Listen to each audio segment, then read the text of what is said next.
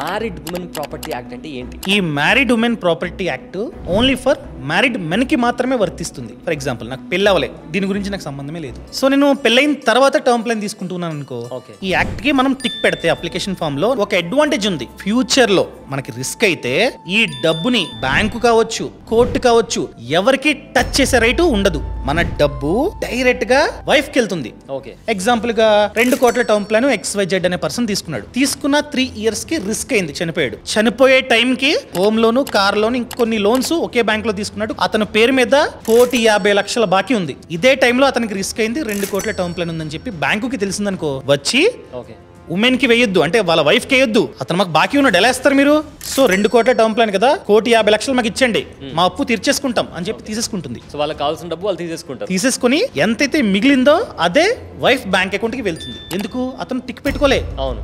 అదే married man తీసుకునే టైంలో టిక్ పెట్టాడు అనుకోండి, లింక్ అవుతుంది. లింక్ అయిన తర్వాత ఎవ్వరూ ఆ డబ్బుని టచ్ చేయడానికి లేదు. ఫర్ ఎగ్జాంపుల్ నేను తీసుకునే టైంకి పెళ్ళవలే, సో నేను ఈ యాక్ట్ కి లింక్ చేసుకోలే. ఇప్పుడు చేసుకుందామంటే అవదు. నేను కనుక ఇంకొక టర్మ్ ప్లాన్ తీసుకుంటున్నట్లయితే అప్పుడు కావాలంటే లింక్ చేసుకోవచ్చు. సో పాతదానికి నాకు ఈ లైఫ్ లో ఆప్షన్ అయితే లేదు.